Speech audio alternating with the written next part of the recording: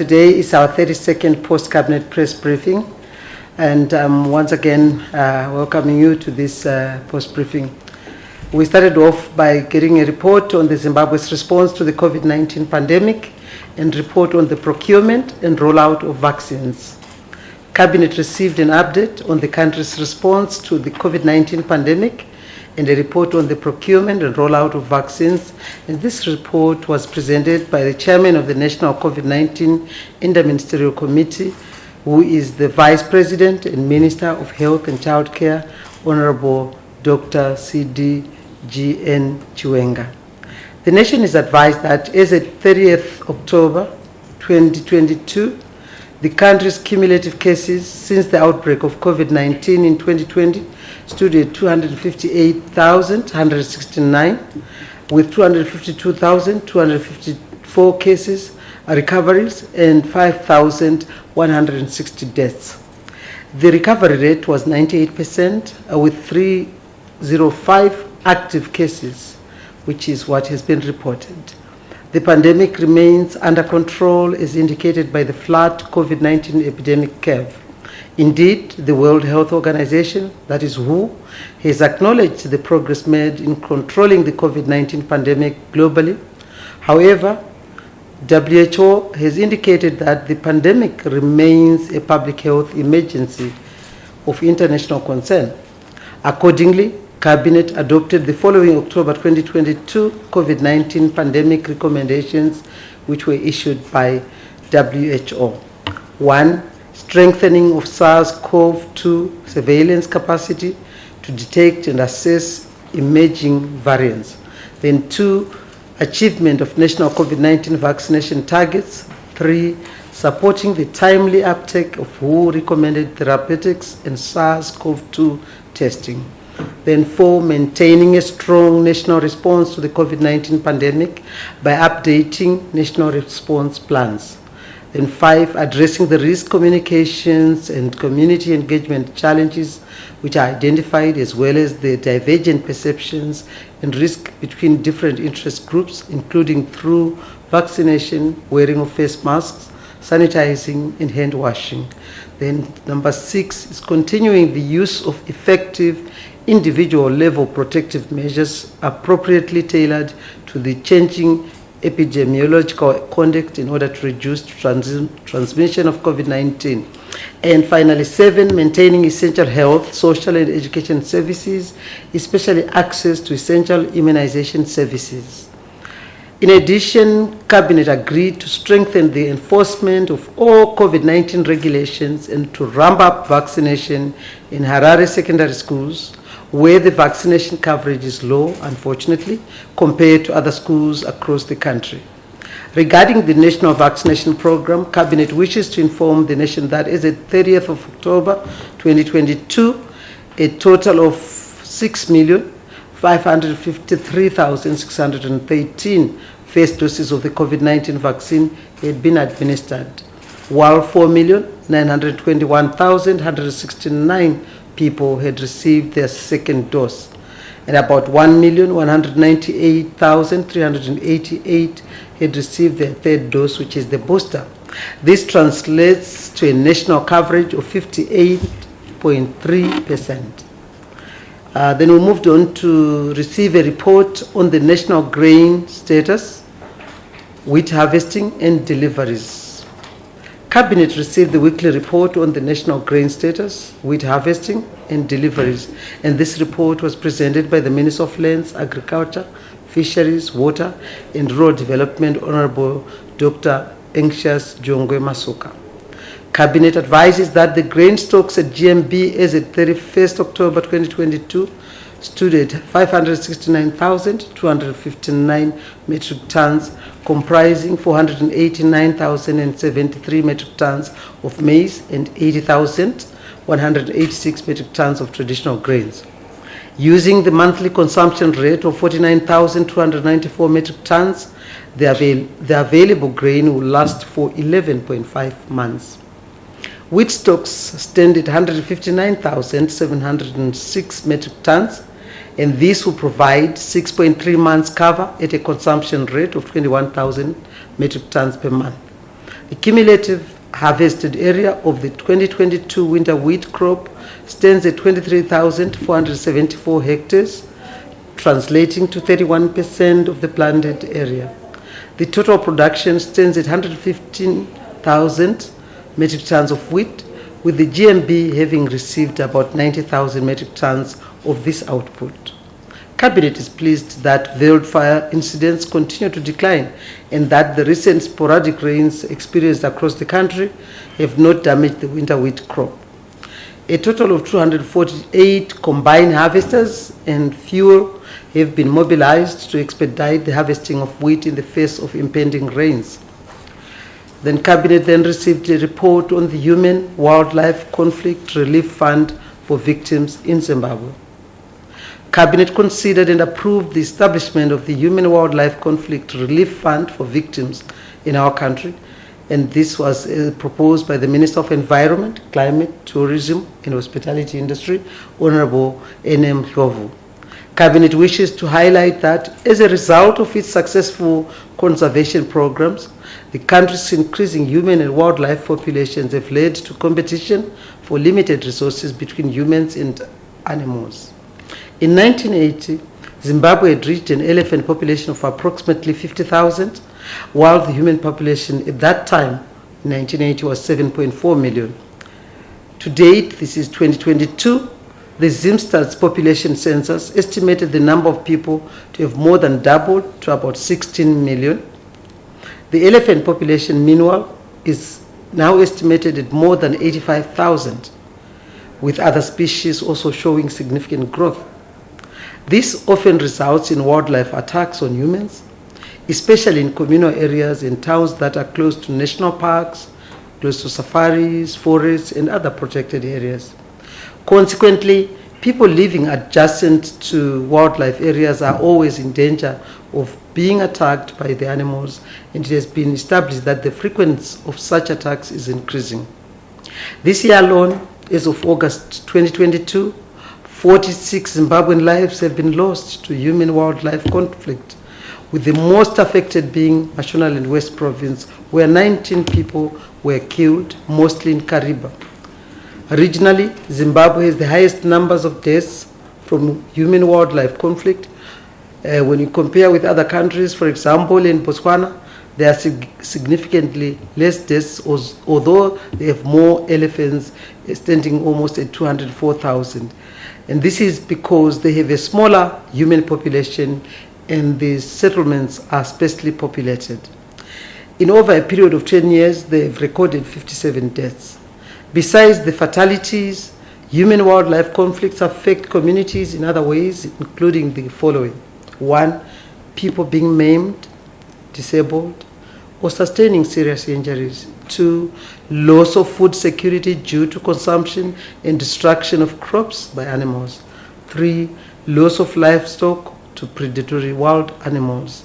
Then 4, destruction and damage of property and infrastructure by wild animals. And 5, potential exposure to zoonotic diseases. Cabinet notes that government, through the Zimbabwe Parks and Wildlife Management Authority, that's ZimParks, is implementing interventions to reduce human-wildlife conflict. The measures which ZimPark is doing include conservation education in the use of barriers, 2, translocation, sterilization, and selective culling of wildlife, 3, approved hunting quotas, and 4, fencing to restrict or control the movement of wildlife. Accordingly, Cabinet adopted the establishment of a relief fund which is there to cushion the victims of human-wildlife conflict by way of funeral assistance and an amount paid towards hospitalization and treatment with a set limit. The payments will cover 3 categories, namely death, those who are maimed, and those who are injured. A specialized human-wildlife conflict unit will be established, or this will be under ZimParks. The fund is based on a self-financing model where proceeds from hunting and other crowdfunding activities will be mobilized to resource the fund. These sources include reserving a hunting quota under the CITES granted quota, then a levy on hunting revenue accruing to safari operators, rural district councils and conservancy owners also. The financing sources also include, among others, the following. A percentage of wildlife commodities or products that are approved and monitored by ZIMPACs, then the crowding conservancies to contribute financially towards the human-wildlife conflict through donor support programs. Then there's also campfire proceeds and donations from the public, including funds from foundations set for wildlife conservation. Going forward, the fund will be extended to include preventative measures such as providing water in the game parks and enhancing grassing pastures. The fund will also look at associated impacts such as livestock loss and control of wildlife and livestock movements. This will all be done to curtail the spread of diseases such as foot and mouth. Sources of funding will also include treasury, while local structures will be incorporated into the program. Then Cabinet moved on to receive a report on the public procurement and disposal of public assets regulations. Cabinet adopted the public procurement and disposal of public assets, which involves compliance, monitoring and evaluation. These are the regulations of 2022, and the public procurement and disposal of public assets with his General Amendment Regulations 2022 once again.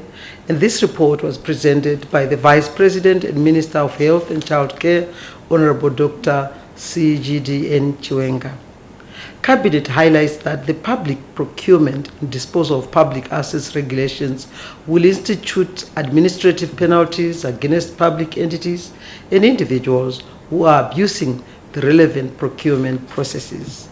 This will combat any breaches by public officials, especially corruption, malpractices, and non-compliance with regulations. In a nutshell, the regulations relate to the following. 1. Mandatory reports that need to be produced by procuring entities, their frequency and penalties for non-compliance. Then 2, reviews of procurement operations by the Procurement Regulatory Authority of Zimbabwe, that is PRAZ, to ensure that procuring entities comply with the provisions of the Procurement and Disposal of Public Access Act. And 3, the review process by the Special Procurement Oversight Committee, and that the penalties which the committee may direct PRAZ to impose.